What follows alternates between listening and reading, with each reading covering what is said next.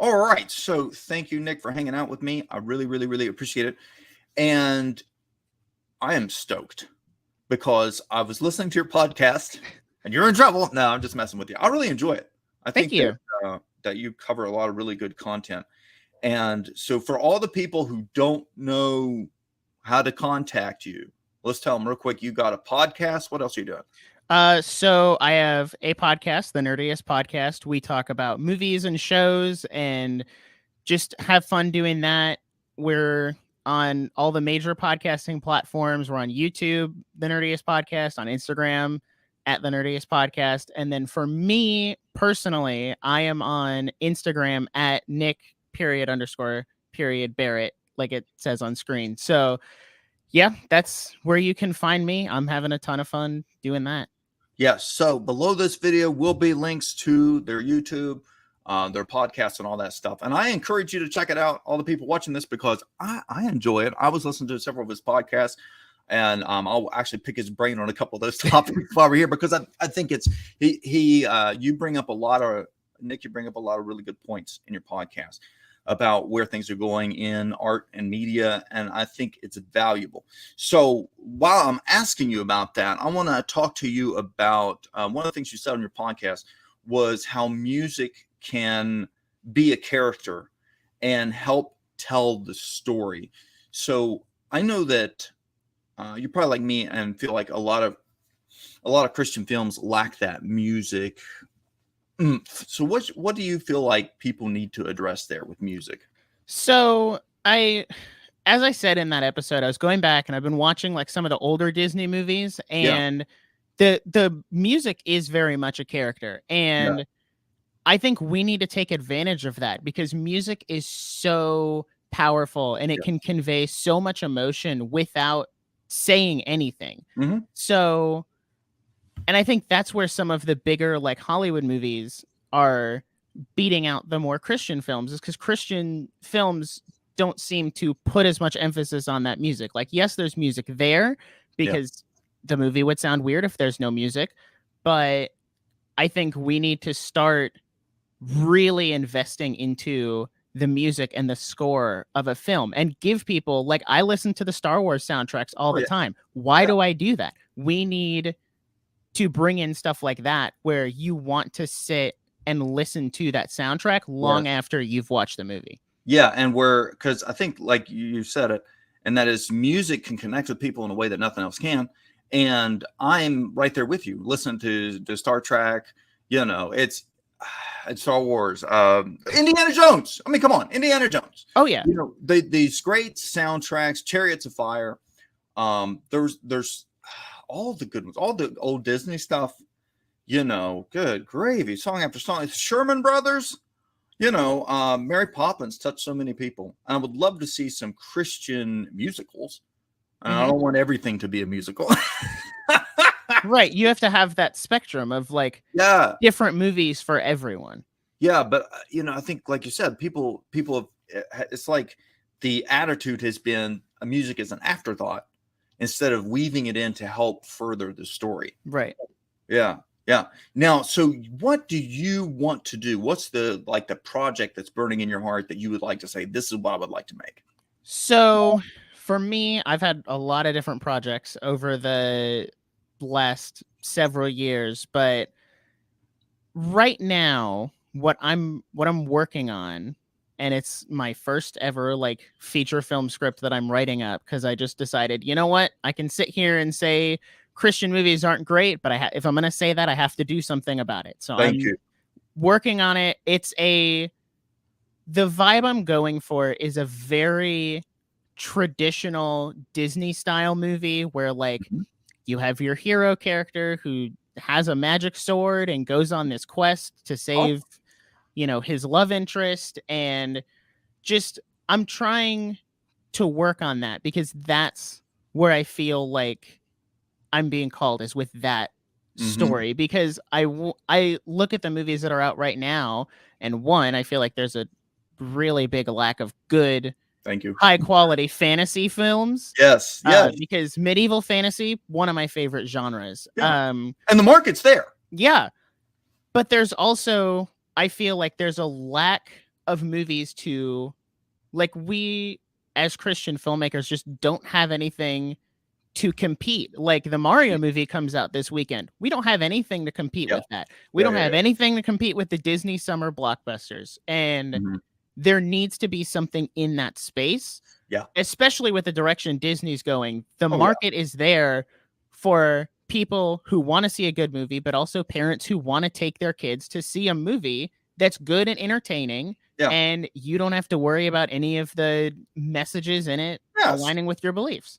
Yeah, Walt Disney, him and Dick Van Dyke really connected on the idea that a children's movie should just be a children's movie, and it shouldn't have to be a bunch of sexual metaphors. It shouldn't have to be a bunch of perversion or weirdness or whatever. It could just be kids being kids. Yeah. And I think that Disney has become so political that they don't care about their customers anymore. As a business, that is heinous, because they're going to they will run themselves out of business. And that huge market that we have for people who just want to watch a movie without being preached at about some weird political whatever, that market's there, and they're hungry and they have money, and I think that we will see dramatic shift, and especially with people like you who want to do something about it. So let me pick a little bit more at that, because I love the concept. So we have a hero who has a magic sword who's going on quest to save his love interest. Can you tell us any more, or is it top secret?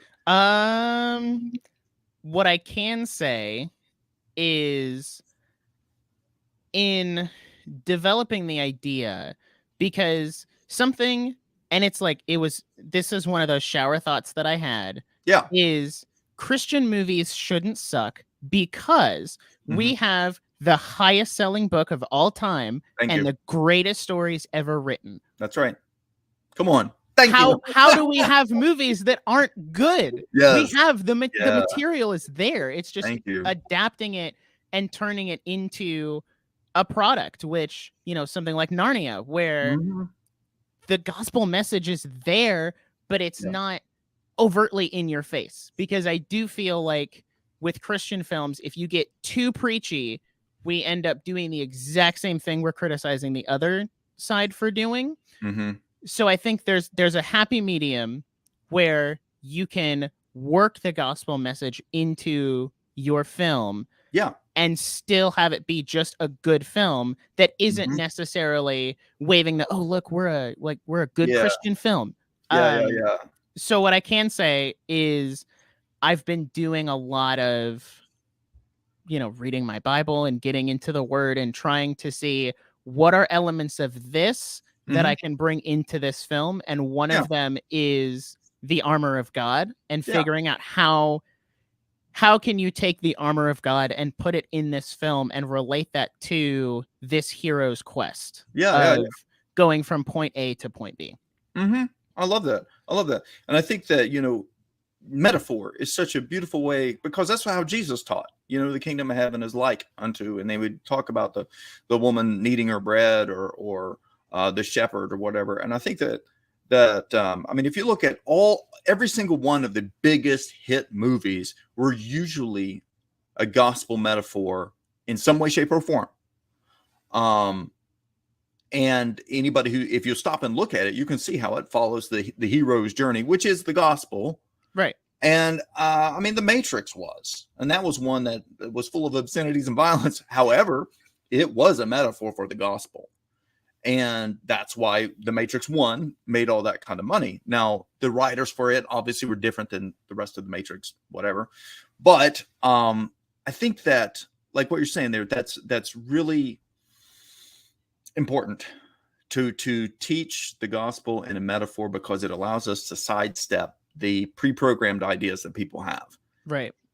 And now I want to ask you a couple more things. When you went to film school, so I heard on your podcast you're talking about Toy Story 3 and all that. And so you went to film school. What was your take on that? Did you enjoy that? I really enjoyed it. It was a great experience to get out of the house and go just do hands-on film stuff. And I did get to meet a lot of great people there who I'm still friends with to this day. And honestly really eye-opening part of that was talking and interacting with people who weren't Christian, Yeah. because I grew up in a very Christian home, church every Sunday, Mhm. youth group, went to a homeschool Christian co-op. So like I'd Yeah. always been in that environment. So getting out of it and just seeing how other people view the world, and the fact that even though we pretty much all differed when it came to like religion and politics, we could still Yeah. all be really great friends and bond over, here's the most recent Marvel movie. Here's the, Mhm. like, let's all sit down and play video games together. Like, when you put those, I guess, controversial things aside, people are still people and they still Mhm. want to interact and have relationships Thank you. outside of those things. So Yeah. that was one of the best parts of going to film school, but also just getting to work hands on. That was amazing. Yeah. Now, did you, I'm just curious, did you actually shoot on film or was everything digital? We shot mostly on digital, but then we had one project where we did get to use film, and Yeah. that was exponentially more difficult Well, than wait, using digital. yeah. That's why I was like sitting there cutting the film. Oh man. Yeah, yeah, yeah, yeah, yeah, yeah. We are very blessed. I was talking to somebody about how we have more technology on these things than people did who made all these giant hit movies. So as a homeschool kid, right? Because I was one too, and there's so many people in arts and media who came out of the homeschool movement. I think that was something that God did kind of to set things in motion. What would you say to the homeschool kids watching this or the homeschool parents who are having their kids watch this? What would you like to tell them? I would say don't look at homeschooling as less than public or private school, because I've had people ask me that. Do you feel like you had a less than experience because you were homeschooled and you weren't in school 5 days a Mhm. week and you weren't forced to be friends with people in your class? Because for me, not being in school 5 days a week gave me so much free time to work on projects, to Yeah. work a part-time job and not feel stressed and overwhelmed. And Mhm. even though I was homeschooled, I still had really great friends at school. I still had really great friends at church and work. Mhm. And I also still got to go to I guess, well, yeah, it's a private university. Mhm. And there was nothing, like, they didn't treat me any differently just because Yeah. I was homeschooled. It's just, don't view it as less than. Honestly, Mhm. and this might be a little biased, it is a little better, Oh yeah. just because of how things end up playing out with, like, oh, well, you don't have to be in class 8 hours a day, Yes. 5 days a week, and then Yes. do homework on top of that. It's just, Mhm. homeschooling for me was probably the best decision my mom ever made. Yeah. Yeah. Yeah. Yeah. Same here. I mean, like, his now back when eons ago, before you were born, when I was in homeschool, my mom had to fight, and I mean, it was war. I remember going to the grocery store, and we'd be with my mom, and people would chew her out. I can't believe you're homeschooling your kid and all this. But now there's been a total 180, and people are like, I'm really glad you did that. I wish I would have done that. And so I agree with you. There's so many kids, and they need to understand that being homeschooled is a gift. And when you're homeschooled, you have a responsibility to use that free time to better yourself. And I love how people like you have taken that and used it to make movies and what to do stuff, Mhm. and have fun and live. Um, what would you like to see Christian media do? Whew, that's it's a big question. I want to see Christian media not feel like every movie needs to be an altar call, Thank you. and how just having an entertaining movie Mm-hmm. is a great first step. Like, I agree. I went and saw Jesus Revelation. It was a great movie. Mm-hmm. But for me personally, it felt kind of boring because that's not the normal movie I would go see. I go see like the Mario movie and John Wick and stuff like Mm-hmm. that. So Yeah. I would love to see Christian media and Christian films move into that space. Another space I also feel like is lacking is graphic novels and anime. because those are Yes. two For the love of God. huge markets Yeah. that are that are just, I don't want to say absent, but they're so lacking in. Very, very few. And it's an important, in my opinion, which is the right opinion. It's an important part of art and culture, and it should be addressed. Totally should be addressed. Yeah, because there's a lot of people who are reading like My Hero Academia over what's the Christian alternative. Not that, My Hero Academia is great. It's not perfect, but what's the alternative to that? And true. It's like there's and I think and I would just like to say this, we need to not just be the alternative. Well, we need to be the superior, because we have, like you said earlier, we have the superior story. We have the superior metaphor. We just need to do something with it. Right. Yeah, absolutely. And I agree with that. Yeah. One thing, I'll tell you something interesting that I found, Nick, and that is all of my life growing up, I had this huge misconception that Christians didn't have amazing media. And we do. Right now we have it. It's gaslighted, it's censored, and it's covered up. You can't find it on Google. You can't find it on YouTube, but it is there.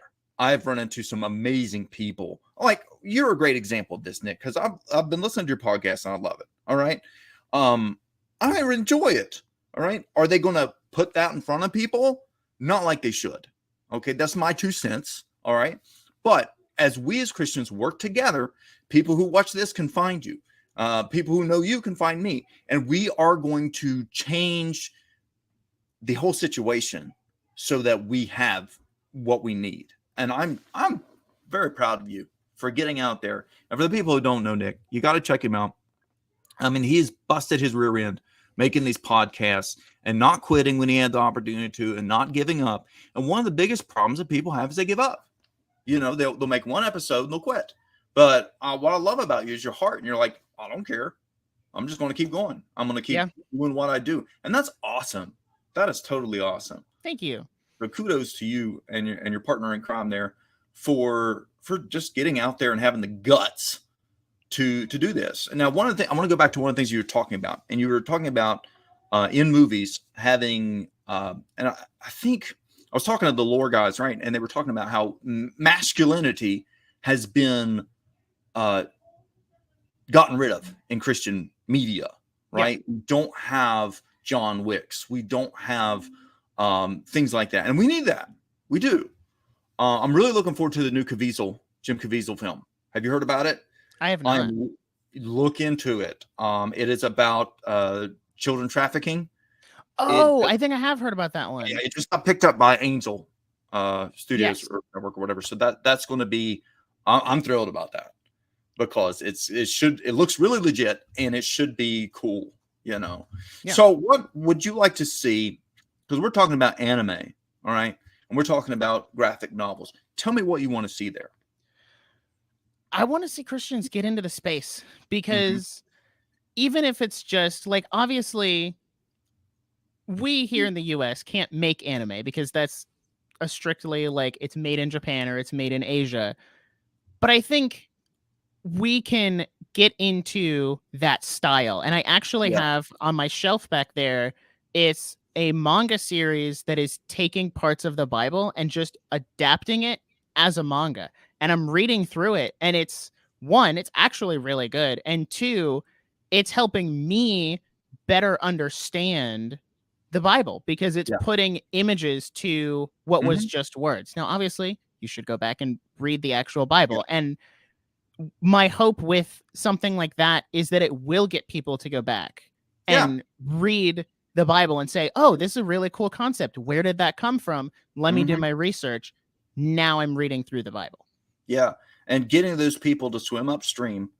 Even when people make stuff about the Bible who are theologically heinously wrong, in my opinion, if I can get people just to look at it, just consider it, read the Bible, And so I agree with you. Doing stuff in the style of anime can reach people that we cannot reach otherwise, and it will encourage them to read the Bible. Now, I want to throw something out there that I talked to the Brainy Pixel guy, Brandon, about writing video game stories. Is that something you've thought about doing? Yeah. Every time I come up with, and I have a extensively long notes document on my phone that is literally just, here's a cool story idea I came up with in the shower. I can't Yeah. fully expand on that, but I'm going to write it here. So when I need something, I come back to it. Video games does often come up when I think about what's the most effective way to tell this story. Is it a movie? Is it a show? Is it a graphic novel? Is it a video game? Yeah. And I think video games, another place that Christians have just left and not even dared to touch. Yeah, it's a huge market. It's growing like crazy, and it's like we've got to dominate there. We got better stories. We have some amazing talent. And here's the crazy thing about this is I guarantee you we have them and they're just covered up. Yep. But I'll find them. So now, like, my daughter loves Zelda. Oh, me too. Breath of the Wild. I hear about it all the time, right? Now, are you a Zelda fan? I heard you talk about Zelda on your podcast. What's your take on that? Do you think we need to make a Christian Zelda? I would say yes and no, because I feel like Zelda is pretty okay as it is. Yeah. Like, if you're a Christian and you want to play a good video game, Zelda's where it's at. It's very much that hero's journey, focus on the quests, save the girl. Like, that's great. As for making a Christian Zelda, yes, I think there's a lot of inspiration that can be taken from Zelda, which I'm using for my film, actually. That's one of the big inspirations is The Legend of Zelda. Yeah. But I think there's a lot of inspiration that can be taken from it, and said, okay, how can we take this and tie it in with the gospel and make a good video game or make a good movie with it? Yeah. Now let me just pick your brain here. You remember, a long time ago, there was this World of Warcraft, right? And so this was like this huge multiplayer game that was just stupid big. What do you think about creating like a Christian version of something like that? I think it would be great because, as you said, gaming is such a big space that is always growing. It's been growing for the last few years, and I think if we could get something like that, like using the Nintendo Switch for an example, there's 100 million Nintendo Switches in circulation. Imagine if you could get a really good Christian game in that market. That's 100 million people who, even if they just saw your game, they don't even have to buy it. They don't have to play it. If they just saw it, that's a huge crowd of people who have now seen that game. And in addition to that, I mean, that just blows my mind because like all my kids have those. But like just the fact that there's only so many games that work on that platform, by having our foot in the door, that's a really good point that I had not considered. I agree with you there. We're going to have to do something about that. Yeah. I'm going to have to put that on my list of to-dos. So let me ask you a question. Is there any Christian bands that you really like right now? Definitely For King and Country. They are my personal favorite, but I also really love Journey Worship Co., which is the worship band at my church, but they've started writing and producing their own music to counter the Christian music that's out there that's just kind of like fluffy. And they write all of their music based off of scripture. Awesome. And it's all about pointing you back to scripture and pointing you back to God and Jesus. And it's actually really good music too. It's not like cheesy or like, it's still kind of campy, but it's genuinely really good music. Cool. I'm going to have to look them up. What would you,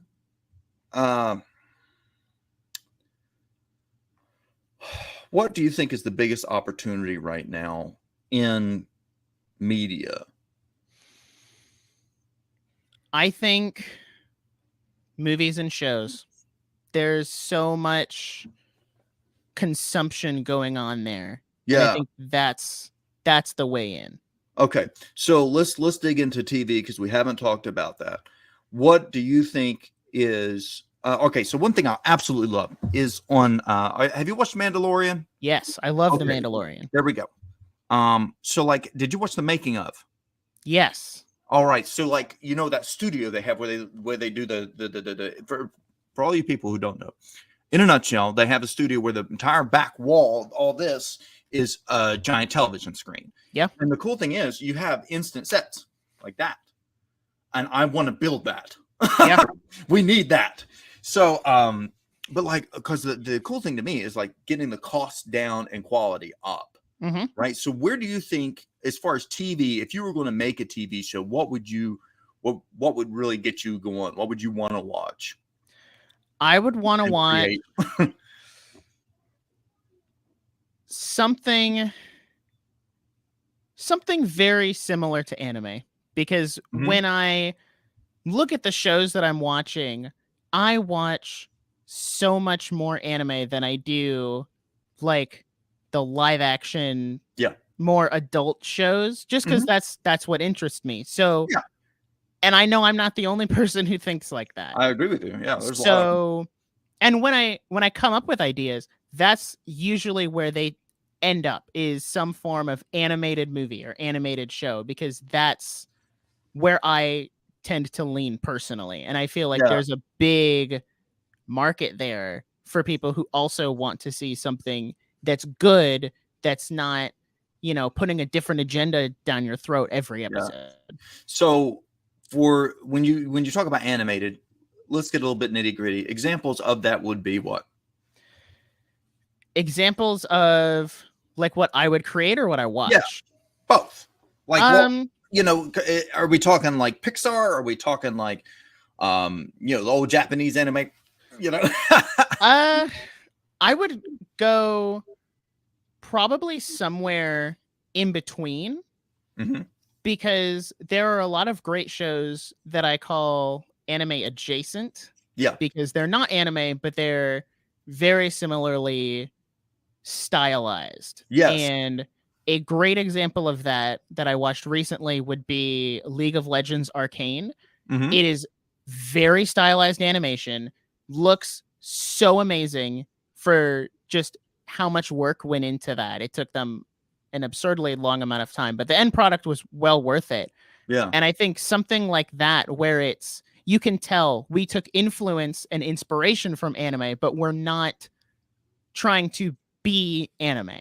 Yeah. I get that. And I think, and I've seen some of the things like you were talking about, where it's like, it's kind of, they take a piece from this and a piece from that on their style. And it does give it a real unique feel to it. Yeah.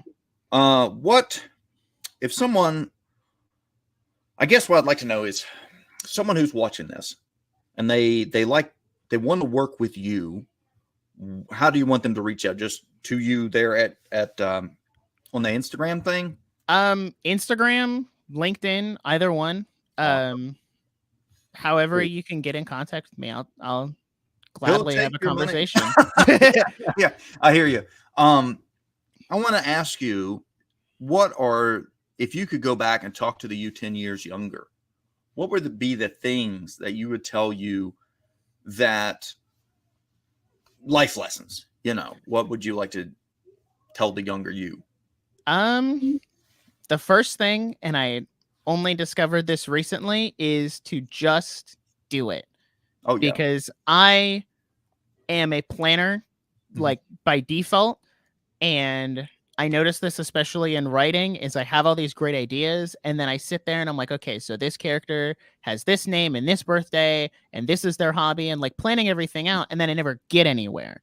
The only reason I've gotten so far on this film script is because I just sit down and I just write it.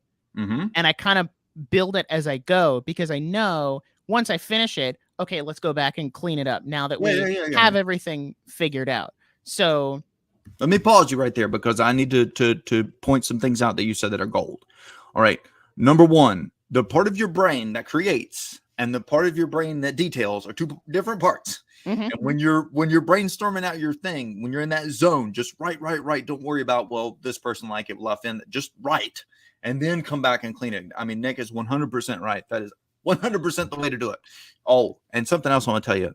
The notes that are on your phone, voice of experience, make sure you put them somewhere else, because I lost an entire book that I had Oh, written just whenever I was inspired, and then I got a new phone, and through the process it got deleted. And wow. oh, That's so sad. okay. So yes, so just do it. That's number one. Get out Yeah. there, no excuses, make it happen. Another one would be to just have faith and confidence in yourself and the abilities that God has given you. Like I struggle with that a little bit in college, of not thinking that I could do something, and then when I did eventually like get around to doing it, I was like, "Oh, this is a lot easier than I thought it was going to be." I just didn't have enough confidence in myself that I would be able to do it. So just trust and rely on that natural confidence and believe that you can do it. Yeah, yeah, for sure, for sure. Anything else that you would tell that younger version of you? Just, and this one might sound a little like stereotypical, but just trust in God and that he's going to work everything out, regardless of whether or not it's a good thing or a bad thing, because I've had some of like the worst things that have happened in my life. Looking back on them got me into, like, I had a really bad breakup in high school, got me to read manga, which fueled my creativity. And I'm so glad that happened, because if it hadn't, I may never have gotten into that, thus never have gotten those creative inspirations. So just trust that God works everything out for the good, because that's what he says in the Bible. Yeah. And that's really good too, because every time I've looked back on my life, I'm right there with you. I told my kids, I said, all of my bad luck was good luck in disguise. And it's true. The most heinous things, when you look back 20 years, it's like, man, that saved me from, God knows what. But it was always those things that look terrible, they end up turning really neat, really neat. So let me ask you this. Where do you see yourself in 10 years? Where do you want to be? In 10 years? Well, I'll go with a couple stereotypical answers. Married. With my own house would be really cool. But career-wise, 10 years might be a little too short, but you never know. God works in mysterious ways. I want to have my own studio where I can not only create my own projects, but also essentially do what you're doing and reach out to those people who wouldn't necessarily get a foot in with Disney or Marvel or any of the other big companies, but also Christian filmmakers who just want to tell good stories that, can get out to people. Yeah. And, something that I think is really vital, and you touched on it earlier, and that was there's this generation that's out there. They don't care about your religion until they know you care about them. And once you show them you care about them and that you're a normal person, then the only thing you have to do is prove that you actually believe it. And once they see you're real and your God's real, they're good to go. Yeah. And I think that in the past, people wanted to, preach something that they didn't walk or didn't believe. And I think that you guys, your generation has an opportunity that mine didn't, because you've got less problems to overcome.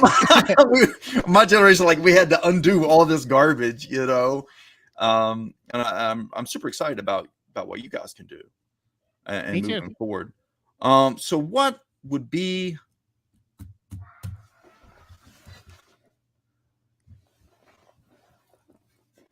when you talk about your studio that you want to build, I would like you to take 2 seconds and describe the dream to me.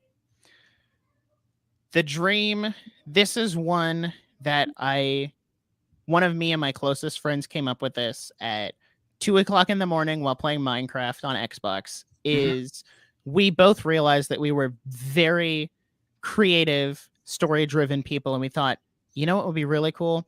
If we had our own place to do that, because the ideas that we're working on are so precious to us. We don't want to give those to Thank a you. Disney or to a Netflix for distribution. We want to be able to keep and have full creative control while also being able to put it out there. And that's where the idea came from, was Awesome. being able to keep our ideas with us and not have to give them away. Thank you. Because the longer you work on an idea, it really does end up feeling like your baby. Like, this is my most precious, cherished thing that I don't want to give to anybody, let alone a Disney or a Netflix who's going to nickel and dime it from me, and they're going to nickel and dime it to other people, and they're going to tell me what I should and shouldn't put in it. Yeah. And I don't want to do that, especially with a project that I've been working on for like 10 years. No, that's not how it works. So that's where that idea came from. I hear you. And it's like, a great example is the Mamas and the Papas. The guy was talking, there's a rock band from way back, and he said, I liked it better when all the producers were old men who smoked cigars and they didn't know what art was, but they knew it was working and they would just let us do it. And then they had a bunch of young guys come in there and they're like, no, this is not art. You can't do it that way. And I think we got to get back to the point where the people who are funding it, let artists be artists. And if it's working, leave it alone. Yeah. So awesome. I want to tell you about my dream real quick. So what I have is I want to build a studio. I'm going to call it the Hand of God. And it's going to be sound stages for movies and a big theater to be able to do where people can come in and work. Because one of the things that we need as Christian art creators is we need sound stages. Yep. We need places where we can create 24 hours a day, 7 days a week. Someone can be using that sound stage, using those high definition cameras, using all that stuff to be creating content. And so that's when you start talking about the studio, that just hit me right here, because that's what I want to do. We have got to create a pipeline of quality projects with the best everything, the best music, the best stories, the best everything. I was talking to a lady who does sci-fi, right? And so, when you meet sci-fi people, you always kind of have a like, because either they're amazing or they're terrible, right? Yeah. And I started reading her stuff, and I was like, this is really amazing, and it has to be turned into something, And I want to see what you're doing with your script. When is it going to be done? That's a great question. I am currently 40 out of 90-ish pages. Right now, I'm kind of just writing it and letting the story flow. I'm not holding myself to like 30 pages per act. And then once I get to the end, go back through and say, okay, what can we trim down? What can we cut out? Like, this didn't really need to be there, especially because this scene is here later. So when will it be done? I don't know. When it's done. That's my business me talking. My brother's working on a project and he's been writing it, and I always text him like, "Hey, when's it done? I want the next chapter. I want the next part." Because for me, I get excited when I hear about people like you making movie ideas and writing the script and stuff, and I want to see it happen. So that's cool. Is there anything else you want to say? Because I'm going to wrap it up here. I really appreciate it, man. I don't think so. Thank you for letting me come on and talk, though. It was a great time. I appreciate what you're doing, and I do believe in you and what you stand for and what you're doing. And you need to keep going. Don't quit. Right. I am really excited when I see people like you and getting out there and just making, and it's good. It's really good. Yeah. And I would tell you if it wasn't. That's good. That kind of constructive criticism is good. I'm a straight shooter. I really am. But I've been so blessed that I've seen so much amazing Christian people like you who are good at what they do, and they just need the exposure. They need the fan base. They need people to find them, And so this has been really encouraging for me. And I really want to thank you for jumping on here and sharing this time with me. And so for everybody that's watching, I'm going to have his links below the video. So make sure that you click on them and the stuff we referenced here too. Oh, technical question. I want to ask you, what are you writing your script on? Final Draft 11. Awesome. What's your favorite camera? That's a great question. Right now, it is the Sony A7 III because Mhm. that is what I have. Hey, that's awesome though. It's good. I am for any of you kids watching, use your phone. You know, It's so don't wait. true. Yeah, yeah. My brother told me to get the Moondog Labs lens for my phone, and I was blown away at the stuff you can do with your phone. What was the other? Oh, see now one last question, technical. When you do editing, you use Final Cut Pro, or you do No, I use Adobe Premiere. Adobe Premiere? Cool. What is it hard to use? It has a bit of a steep learning curve Mhm. if you're just getting into it, but once you figure it out, it gets infinitely easier. The Cool. the more time you spend in it and the more you figure it out, Mhm. then it gets pretty easy. Okay. Right. Well, I'm going to let you go. Thank you for hanging out with me. I appreciate it. Keep doing what you're doing because it's good. Thank you. All right. I'll catch you later, man.